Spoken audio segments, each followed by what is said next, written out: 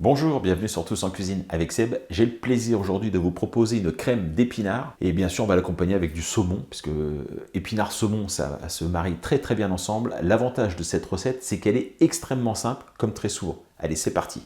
On va prendre du saumon fumé, je vous mettrai les quantités dans la description. Saumon fumé, du lait de coco, du céleri rave, des épinards, du sel, du poivre, un peu d'eau. On ne peut pas faire plus simple. Première étape, je vais détailler en petits cubes le céleri. J'ai prélevé un petit quartier de mon céleri rave qu'on va peler.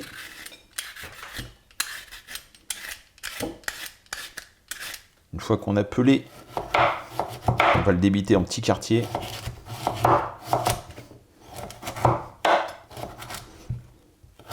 C'est pas des petits quartiers, c'est des petits cubes.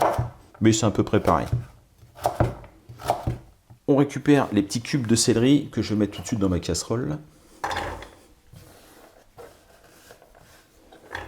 On peut tout de suite rajouter l'eau. Et on va rajouter le lait de coco. On peut déjà mettre en chauffe. On va saler un petit peu.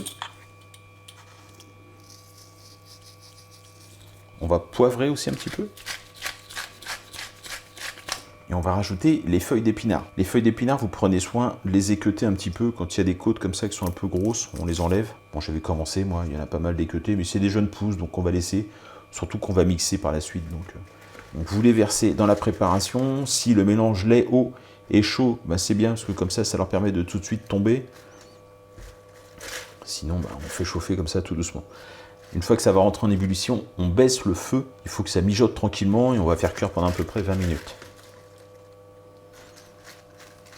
On prend soin de conserver quelques feuilles, c'est pour la déco tout simplement, donc on prend des petites feuilles comme ça, des petites pousses qui nous serviront donc à la fin pour faire une petite déco. Ça vient de rentrer en ébullition, et là on va compter maintenant 20 minutes de cuisson, donc à petit bouillon, il ne faut pas que ça bouillonne dans tous les sens. Le saumon, on va tout simplement le couper en lanières, comme ceci.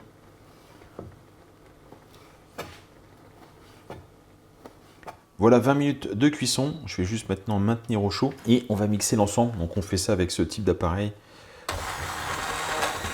Voilà.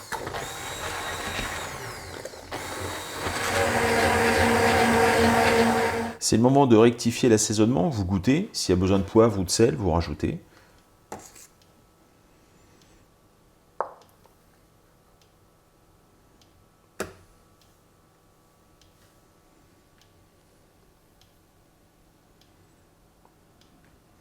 Voilà. On vient disposer quelques feuilles.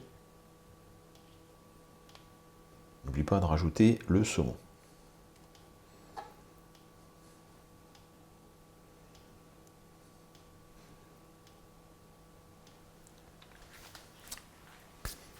Et voilà.